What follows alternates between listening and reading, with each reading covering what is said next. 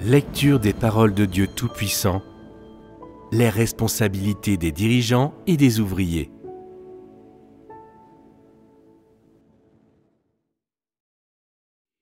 Les responsabilités des dirigeants et des ouvriers. 24. Quelle devrait être notre attitude face à l'hostilité et à la surveillance des régimes sataniques? Devrions-nous les rejeter et les éviter ou simplement les ignorer?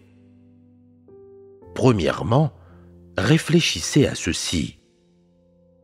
L'Église craint-elle qu'il surveille une quelconque partie du travail qu'elle fait? Avons-nous des activités secrètes?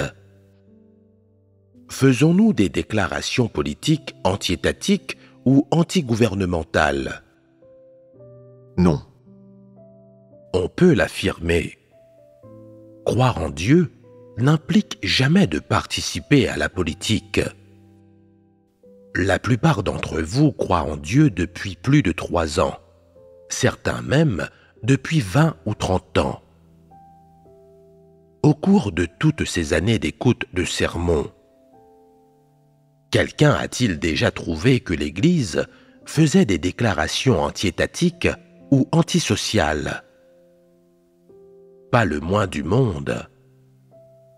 La Maison de Dieu ne discute jamais de politique. De plus, l'Église de Dieu Tout-Puissant est établie par Dieu. C'est un avant-goût du royaume de Dieu sur terre, et non une organisation formée par une personne. Elle n'est pas établie par un individu. Alors, quel est le travail pour lequel Dieu a créé l'Église? Il ne s'agit pas de s'engager dans un travail antisocial, anti-religieux ou anti-politique. Quel est donc le travail de l'Église? Tout d'abord, son principal travail est de diffuser la bonne nouvelle de Dieu qui s'est fait chair pour sauver l'humanité lors des derniers jours, permettant à l'humanité d'accepter toutes les vérités exprimées par Dieu afin qu'elle puisse se tourner vers Dieu et l'adorer. Deuxièmement, il s'agit d'amener ceux qui aspirent à la vérité devant Dieu, à accepter le jugement et le châtiment des paroles de Dieu et à être purifiés pour finalement parvenir au salut. Ceci est le travail entrepris par l'Église telle qu'elle a été établie par Dieu, et c'est la signification et la valeur de l'existence de l'Église. Ceci n'est pas pertinent pour la politique, les affaires, l'industrie, la technologie ou tout autre secteur de la société, et c'est déconnecté de ces aspects. Ce n'est absolument pas lié à ces choses-là. Quel est donc l'essence de l'œuvre de salut de Dieu au sein de l'Église? En termes les plus simples et les plus incisifs, il s'agit de la gestion de l'humanité. Le contenu spécifique de la gestion de l'humanité consiste à amener les gens devant Dieu, dans la réalité des paroles de Dieu, leur permettant d'accepter le jugement et le châtiment de Dieu pour être purifiés et parvenir au salut. Ceci est le travail spécifique de la gestion de l'humanité. Tout travail dans lequel l'Église s'engage est lié à la gestion de Dieu, au plan de Dieu, et bien sûr, implique les paroles exprimées par Dieu. Cela n'a absolument aucun rapport avec les divers travaux entrepris par les gens mondains. Par conséquent, toute information sur l'Église, qu'elle concerne ses enseignements, son personnel, ses structures administratives, l'état de son travail ou même la situation financière de l'Église, n'a absolument aucun rapport avec un quelconque pays, une quelconque société, une quelconque race, une quelconque religion ou un quelconque groupe humain quel qu'il soit, pas même le moindre lien. Par conséquent, en gardant ces points à l'esprit, que ce soit le parti au pouvoir, les groupes religieux ou les groupes sociaux, leur acte d'envoyer des personnes pour surveiller l'Église revient purement à quoi? À une action inutile. Une action inutile est une expression formelle. Quelle est l'expression courante? C'est ne rien avoir de mieux à faire, n'est-ce pas? De mon point de vue, c'est précisément cela. Leurs journées sont remplies de trop de confort et de facilité. Alors ils envoient ces quelques individus oisifs pour surveiller l'Église, traitant même cela comme une tâche politique, comme un travail sérieux. C'est tout à fait absurde. Avec cet effort, l'ouverture d'institutions éducatives ou caritatives serait bien meilleure. Ceci est simplement un cas où trop de confort charnel mène à l'oisiveté, à ne pas se concentrer sur les tâches appropriées. Si toute la race humaine était comme l'Église de Dieu, avec Dieu pour la conduire et la diriger personnellement, alors ce monde, cette humanité, économiserait beaucoup sur des institutions, des dépenses et des ennuis inutiles. À tout le moins, les agences comme les organisations d'espionnage et les services de police, ces secteurs de la sécurité, ne serviraient à rien et devraient être dissous et réaffectés à d'autres tâches. Les individus chargés de surveiller l'Église sont en mission. Leur tâche principale lors de l'infiltration de l'Église consiste en ces quelques aspects sur lesquels nous avons échangé. Après avoir saisi quelques situations basiques et importantes au sein de l'Église, ils font des comptes rendus à leurs supérieurs. Indépendamment de leurs pensées, de leurs opinions ou du but de leur travail, la présence de ces surveillants au sein de l'Église devrait inciter les frères et sœurs à être vigilants et à les gérer avec sagesse. Cette approche est-elle correcte? Alors, une panique excessive est-elle nécessaire? Non. Comment devrions-nous aborder l'apparition de tels individus? Il y a deux principes, c'est très simple. S'ils se renseignent et recherchent des informations, cela indique clairement que ce sont des espions ou des guetteurs. Ces individus sont d'une humanité extrêmement vile et présomptueuse. Ils causent de graves perturbations à l'Église. Leur simple présence entraîne des troubles parmi les gens, les empêchant de venir devant Dieu. Les réunions et l'accomplissement des devoirs sont également perturbés et affectés, et la sécurité est compromise. Comment devrait-on gérer une telle personne? En l'excluant de l'Église. Correct. Si elle entraîne des perturbations dans la vie de l'Église ou le travail de l'Église, elle doit être directement renvoyée. Alors, faut-il s'en cacher ou la craindre? Non. Certaines personnes, lorsqu'elles rencontrent des espions à l'étranger, paniquent et se cachent partout, comme si elles avaient vu la police sur le continent. Lorsque certains frères et sœurs sortent faire des courses et rencontrent des espions qui leur posent des questions, et qu'ils entendent à quel point le ton de leurs questions est intimidant, semblable à un interrogatoire de police, ils ont tellement peur qu'ils s'enfuient sans même terminer leur course. Je dis, comment as-tu pu autant te laisser marcher sur les pieds? Pourquoi courir? Qui a-t-il à craindre? Dans la nation du Grand Dragon Rouge, tant de frères et sœurs ont été capturés, mais sont restés sans crainte. Ils ne sont pas devenus des Judas. Ils sont restés fermes dans leur témoignage. Alors pourquoi, après être déjà venu à l'étranger, peux-tu encore éprouver autant de crainte? Tu n'as enfreint aucune loi. Qu'y a-t-il à craindre? Certaines personnes disent « Ils essaient toujours de se rapprocher de moi et à chaque fois, ils m'interrogent. » Ne peux-tu pas leur poser des questions à ton tour? Tu pourrais dire « Qu'est-ce qui te donne le droit de m'interroger? Est-ce que je te connais? Es-tu un officiel de la vérification des pièces d'identité du Grand Dragon Rouge? Qui est-ce que tu représentes? Continue à me poser des questions et je te poursuivrai en justice. Faut-il les craindre?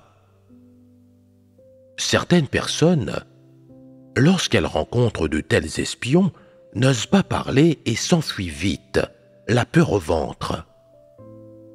Certaines personnes à l'esprit confus sont entièrement incapables de discernement et tentent même de prêcher l'évangile à ces espions et sbires sataniques. Après quelques tentatives, elles se rendent compte. Ce n'est pas quelqu'un qui croit que Dieu existe. Pourquoi ressemble-t-il à un officiel du Grand Dragon Rouge? Sentant que quelque chose ne va pas, elles abandonnent. Plus tard, elles réfléchissent. Dieu me protège. Heureusement, je ne lui ai divulgué aucune information personnelle. Quelle fausse alerte! Elles ont tellement peur qu'elles n'osent plus prêcher l'évangile aux gens qu'elles rencontrent au hasard. En fait, il y a eu en effet des espions qui ont été amenés dans l'Église par la prédication. Ce sont des guetteurs implantés dans l'Église par le Grand Dragon Rouge. Ils sont délibérément arrangés par Satan.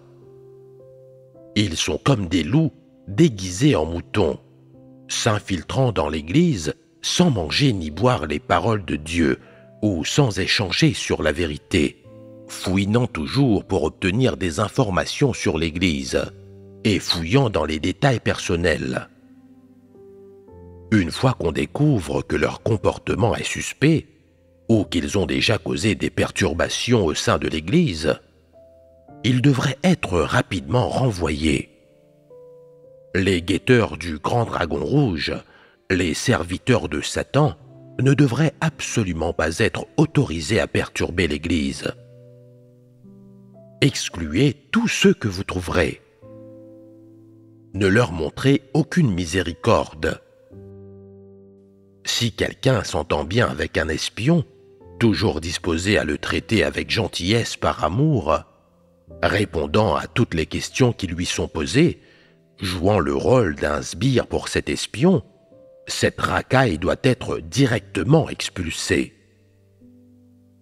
Les individus suspects doivent être surveillés et observés de près. Pas un seul détail sur l'Église ne doit leur être divulgué, surtout pas l'identité des dirigeants et des ouvriers.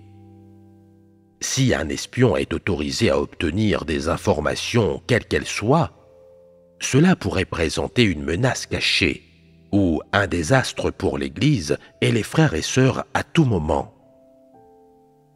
Par conséquent, lorsqu'une personne est jugée suspecte, tant qu'elle ne mange et ne boit jamais les paroles de Dieu ou n'échange jamais sur la vérité, elle est définitivement incrédule et il est correct de l'exclure immédiatement.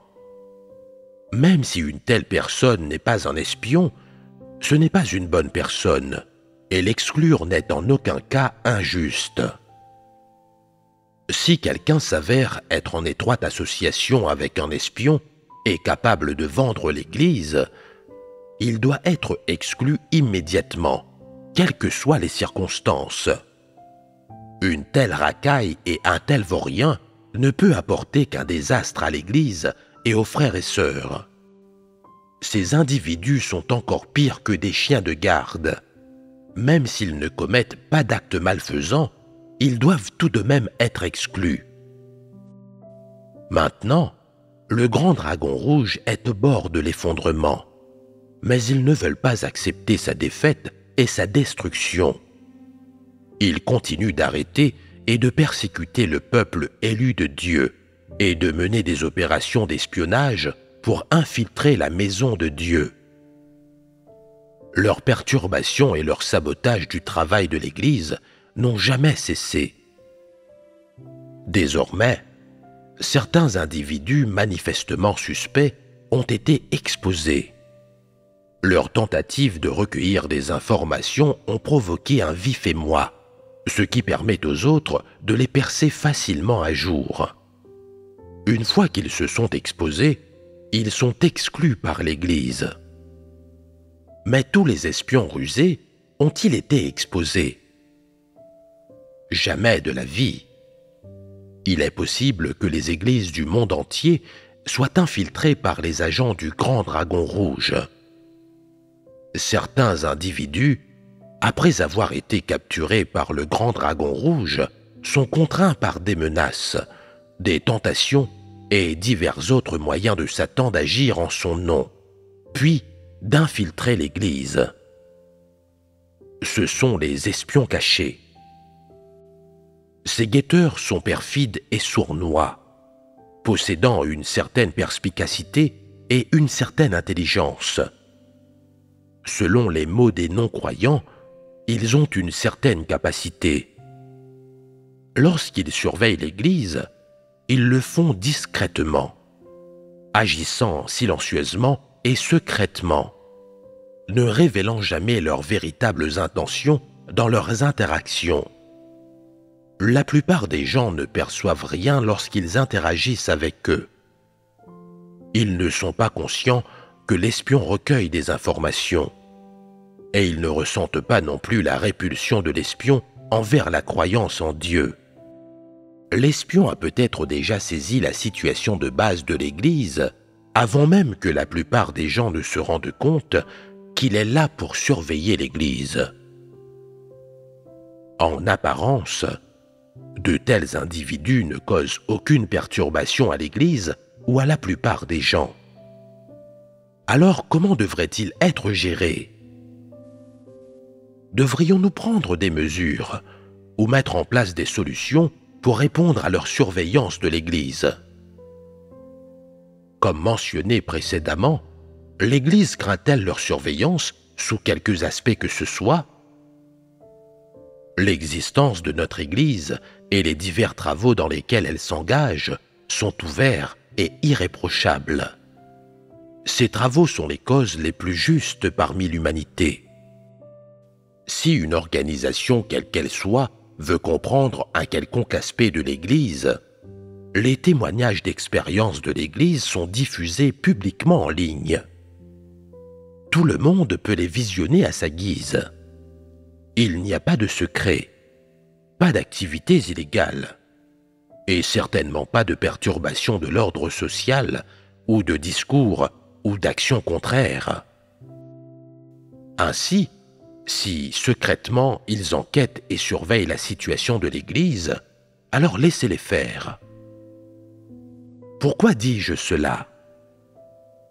Ces individus qui travaillent en tant qu'agents possèdent un certain niveau professionnel, et les gens ordinaires ne peuvent pas déceler exactement les tâches qu'ils accomplissent en coulisses. Donc, tant qu'ils ne causent pas de perturbation, il n'est pas nécessaire de s'en préoccuper. Il suffit de les laisser faire. De plus, ces individus incrédules, athées et politiquement engagés ne sont ni habitués à la vie de l'Église, ni intéressés par celle-ci. Dans l'Église, où tous les jours les gens lisent les paroles de Dieu, acceptent le jugement et le châtiment, et discutent de la connaissance de soi, de la connaissance de Dieu et de la transformation du tempérament, comment ces individus pourraient-ils ne pas se sentir comme sur des charbons ardents ou en train de subir des tourments. À chaque réunion, ils ne tiennent pas en place. Ils ne se sentent pas disposés à se forcer à rester dans l'Église. Ils comprennent dans leur cœur que l'Église n'est qu'une Église et absolument pas une organisation engagée politiquement. En surveillant l'Église et en se renseignant sur elle, et en prenant conscience de ce qu'elle fait exactement, ils s'éduquent sur le fait que Dieu règne souverain sur toute chose et sur le destin de l'humanité, élargissant leurs horizons pour ne pas vivre autant dans l'ignorance. Eux aussi sont des êtres créés, mais ils ne savent même pas que l'homme est créé par Dieu, ce qui montre à quel point ils sont stupides et insignifiants. Y a-t-il un quelconque risque à les laisser rester dans l'Église? S'ils ne représentent aucune menace ou perturbation pour l'Église ou les frères et sœurs, alors laissez-les faire. Quand ils feront quelque chose qui causera une perturbation, ce sera le moment de leur exposition, et ce sera le bon moment pour les gérer. Sur la base des faits et des preuves, discernez-les et caractérisez-les rapidement. Leur mission prendra fin et l'Église les expulsera tout naturellement. Cette approche est-elle bonne? Certaines personnes demandent: le travail de l'Église n'est-il pas ouvert et irréprochable? Pourquoi restreindre la surveillance des gens? Cela vise principalement le régime du grand dragon rouge, Satan. Sa surveillance de l'Église a pour but de réprimer et d'arrêter le peuple élu de Dieu et de lui nuire.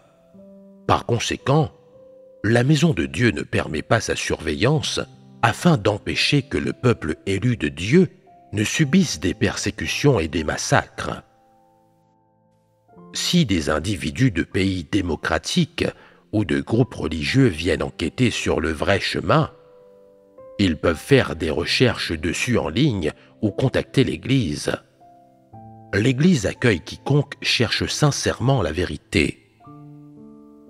Mais si l'autre partie nourrit de mauvaises intentions et cherche à déformer le bien et le mal et à calomnier l'Église, comment la maison de Dieu pourrait-elle permettre leur surveillance?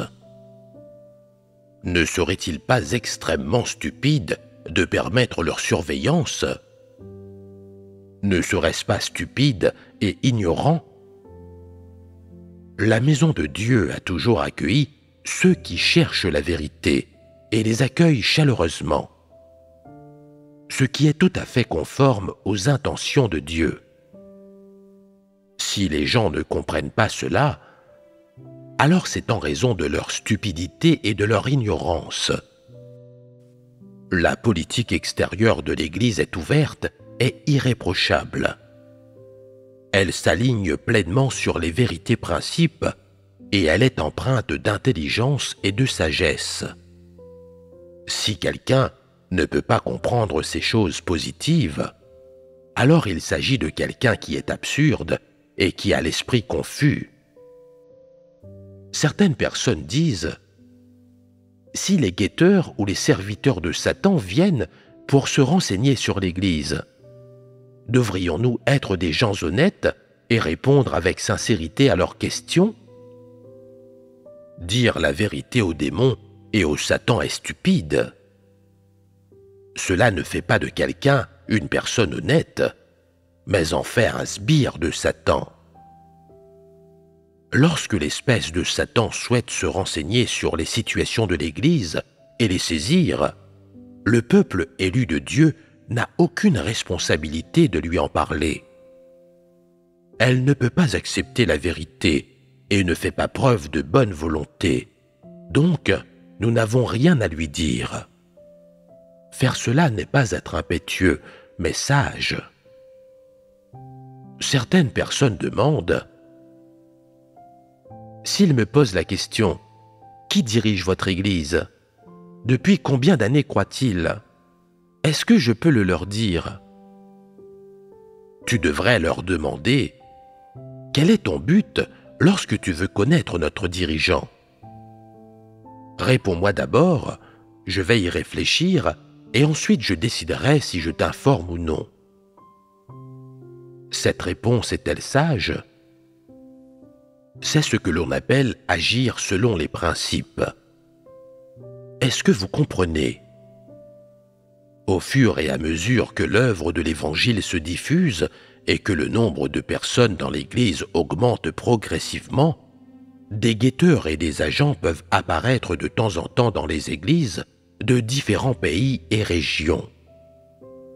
Pour de tels individus, il suffira de notifier au peuple élu de Dieu de les gérer avec sagesse. Si l'on constate qu'ils causent des interruptions ou des perturbations, ils devraient alors être rapidement exclus.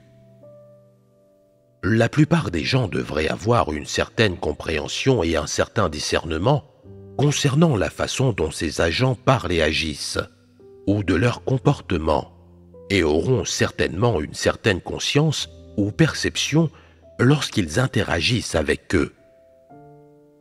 Si seulement quelques frères et sœurs dans une église remarquent de tels individus, mais ne sont pas certains s'il s'agit d'espions ou de guetteurs, alors ils devraient être traités avec prudence et avec une approche de sagesse.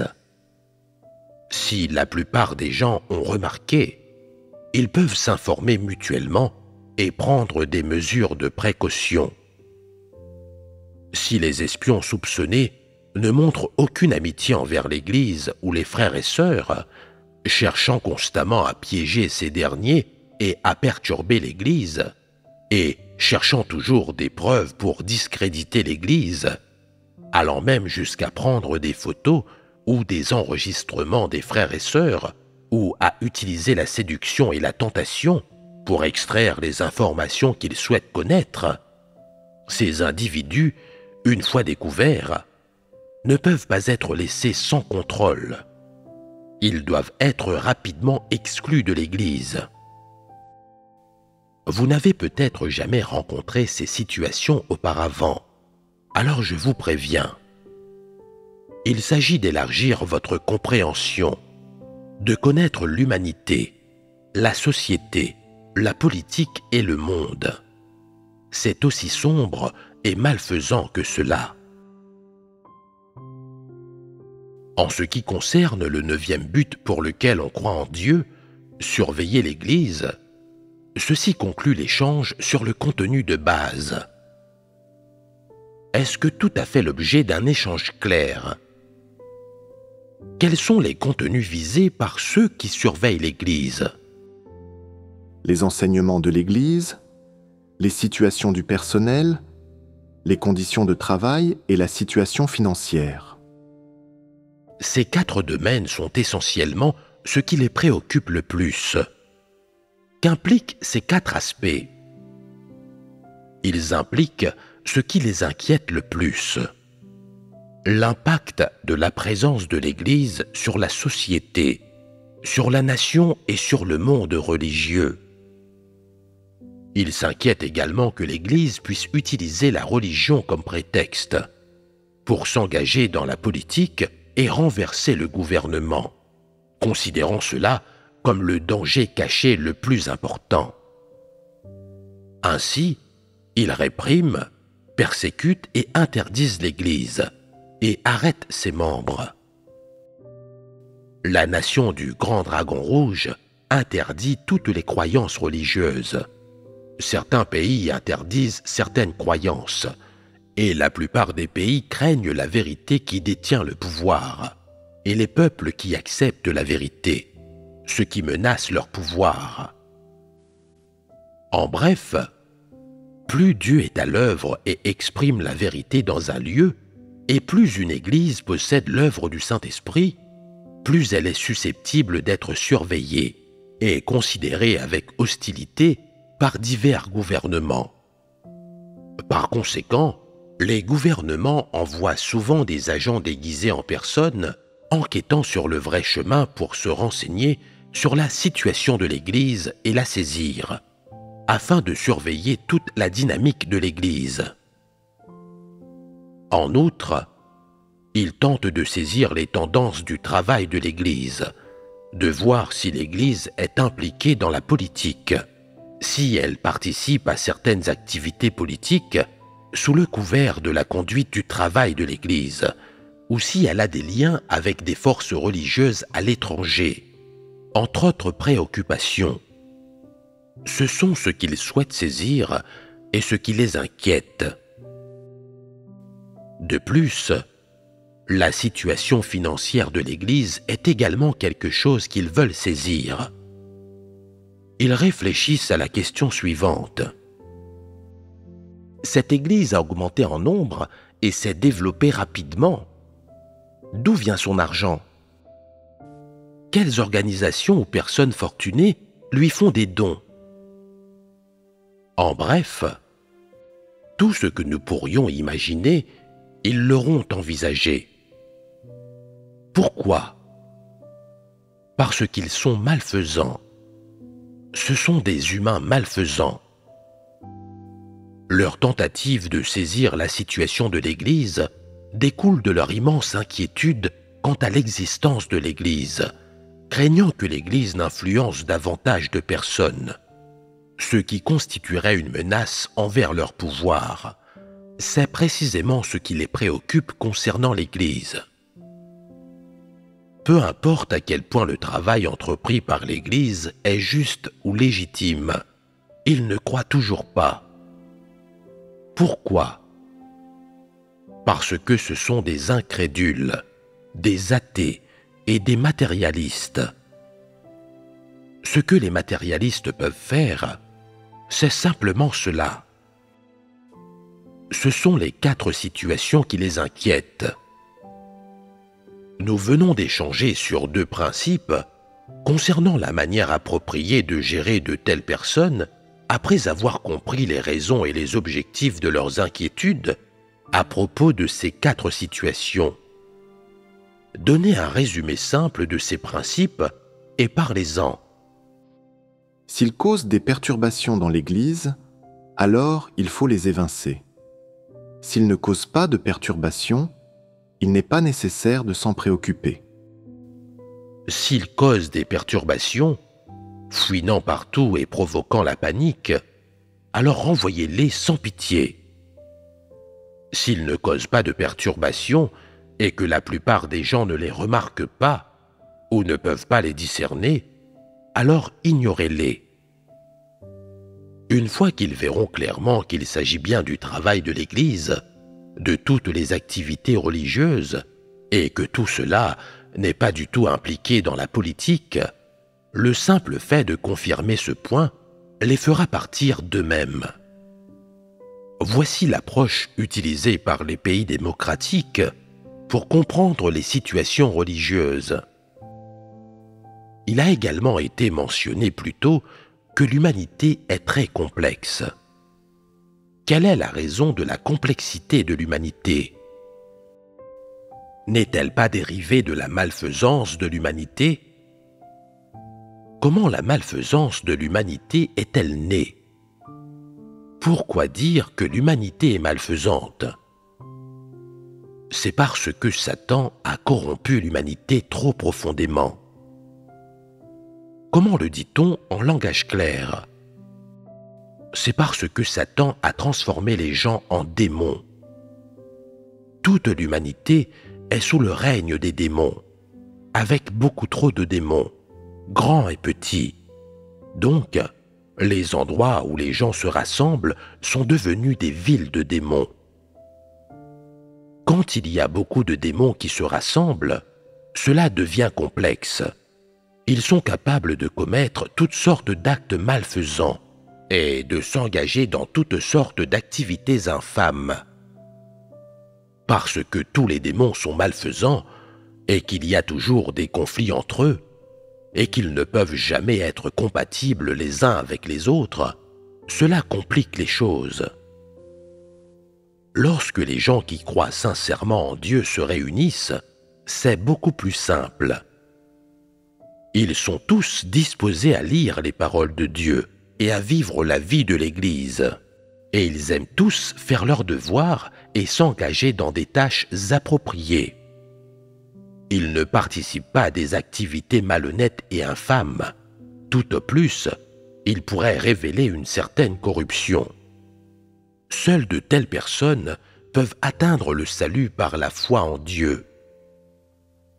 Les démons ne peuvent jamais être sauvés par la foi en Dieu, parce qu'un léopard ne peut pas changer ses taches. Même si les démons croyaient en Dieu depuis des décennies ou des siècles, ils ne changeraient pas, ce qui est un fait visible par tous.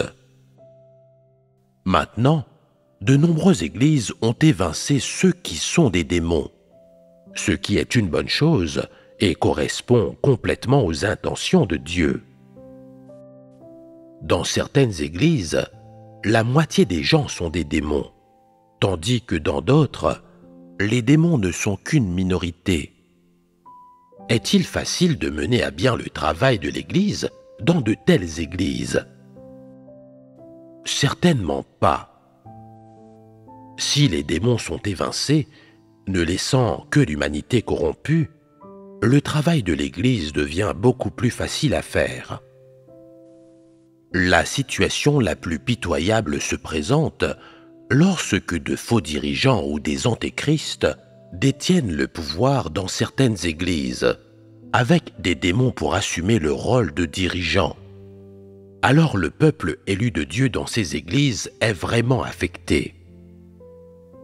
Dites-moi, les faux dirigeants ou les antéchrists détenant le pouvoir peuvent-ils apporter la paix et la joie au peuple élu de Dieu? Les pensées et les idées des faux dirigeants et des antéchrists sont totalement malfaisantes et contraires à la vérité. S'il y a 10 ou 20 démons vivants qui les soutiennent, vivre dans une telle église, c'est comme vivre dans un endroit où les démons se rassemblent, dans un repère de démons contrôlé par un roi démoniaque. C'est comme vivre à l'intérieur d'un hachoir à viande, causant des troubles à ton esprit et à ton âme. Chaque jour, tes pensées tournent autour de choses telles que « Qui dois-je combattre ou contre qui dois-je lutter? Avec qui dois-je me lier d'amitié et de qui dois-je me rapprocher? Qui dois-je éviter et contre qui dois-je me prémunir ?» Et ainsi de suite. Tu n'as même pas un environnement de paix, vivant dans une peur et une appréhension constante, sans la moindre tranquillité. N'est-ce pas comme se trouver dans un hachoir à viande?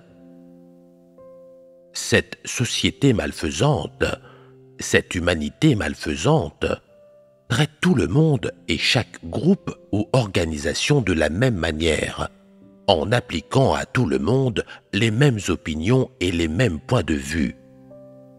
De façon similaire, ils sont mal à l'aise même envers l'Église. Une institution relativement positive, ils ne l'épargnent pas. Quoi qu'il en soit, la manière dont nous les traitons est fondée sur des principes, n'est-ce pas? L'échange sur le 9e but, pour lequel on croit en Dieu, surveiller l'Église, est désormais complet. Et aussi, pour l'essentiel, l'échange sur tout le contenu de la première catégorie de la 14e responsabilité des dirigeants et des ouvriers. Le résumé des buts de ces incrédules et de ces athées dans leur croyance en Dieu englobe principalement ces points. Le contenu du dernier but sur lequel nous avons échangé diffère légèrement des précédents. Lorsque ceux qui surveillent l'Église s'infiltrent dans l'Église, ils ne courent pas après un ticket repas. Le statut ou des commodités dans la vie et dans le travail, mais ils viennent avec des buts politiques. Indépendamment de leurs buts, une fois que nous les avons percés à jour et discernés, nous devrions rapidement prendre les mesures appropriées, exclure ou expulser ces individus, ne leur permettant absolument pas de rôder longtemps dans l'Église.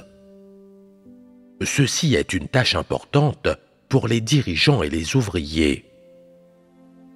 Sur la base du but pour lequel ils croient en Dieu, discerner et déterminer qui sont les vrais frères et sœurs, le peuple élu de Dieu, et qui sont les différents types de personnes malfaisantes que l'Église devrait exclure ou expulser, identifier rapidement ces personnes malfaisantes, puis adopter promptement une approche adaptée pour les exclure ou les expulser. Ceci est la première catégorie de discernement et de catégorisation des différents types de personnes malfaisantes. Le but pour lequel on croit en Dieu. Nous avons terminé notre échange à son propos.